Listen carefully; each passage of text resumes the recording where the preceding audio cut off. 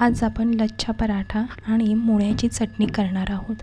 आजकाल मुळा म्हटलं की सगळ्यांचे तोंड वाकडं होतं आणि बाजारातून मुळा आणला तर त्याची पाने आपण फेकून देतो. ती फेकून न देता या पद्धतीने निवडून घ्यायची आहेत, स्वच्छ धुवून घ्यायची आहेत आणि मग आपण याची चटणी तयार करणार आहोत.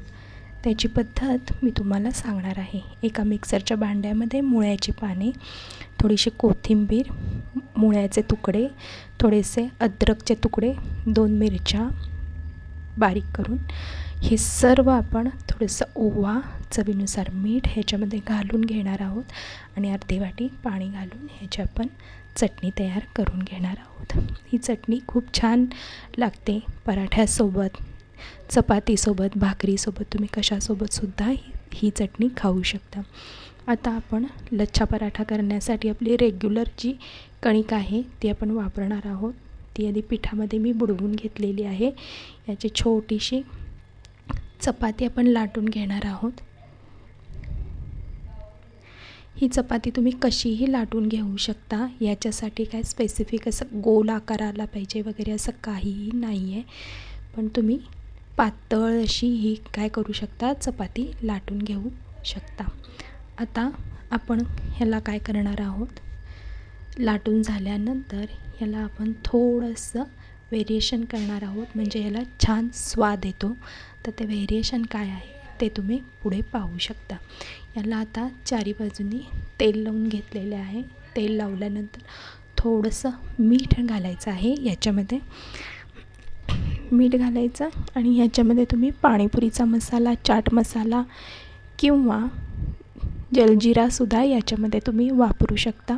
आमचूर पावडरसुद्धा यामध्ये वापरू शकता तुम्ही. आणि हे घातल्यानंतर सुरीने याला छान तुम्ही चिरा पाडून घेऊ शकता, म्हणजे रेषा पाडून घेऊ शकता. आपण जसं शंकरपाळीला करतो त्या पद्धतीनं, परंतु आडव्या रेषा मारायच्या आहेत.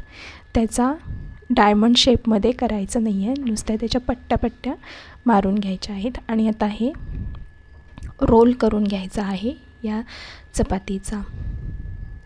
हा रोल करणं थोडं अवघड जातं, नाजूक हाताळायचं, नाजूक पद्धतीने.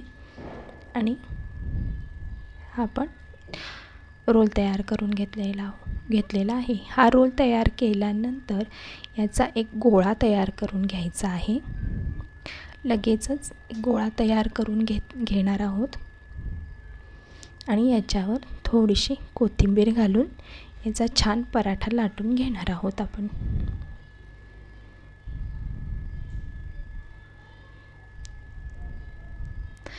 आणि पराठा लाटताना काय करायचं आहे, ही कोथिंबीर असलेली बाजू आहे ती पोळपाटावर खालच्या बाजूला आपण ठेवणार आहोत आणि वरतून याला पीठ लावून घेतलेलं आहे आणि मग ही आपण पराठा लाटणार आहोत.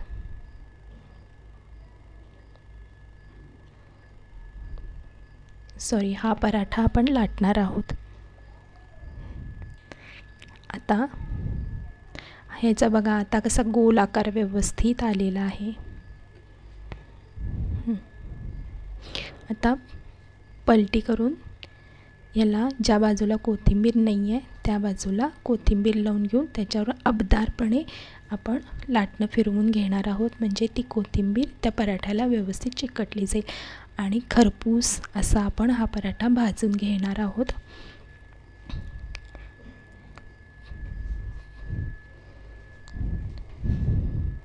आता हा पराठा पलटी करत आहे, पाहू शकता खरपूस असा भाजलेला आहे. चारी बाजूंनी उलटण्याने दाबून हा पराठा आपण भाजून घेणार आहोत.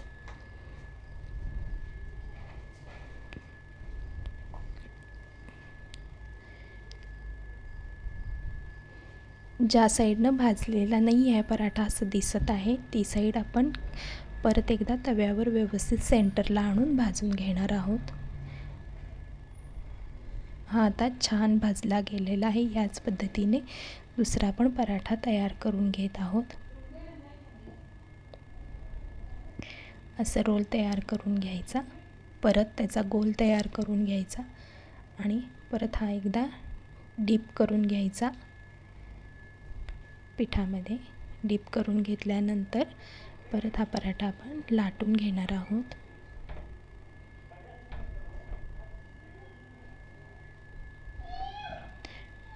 छान पद्धतीने बघा सुंदर असं कोथिंबीर चारी बाजूनं दिसत आहे आणि भाजून घेणार आहोत छान.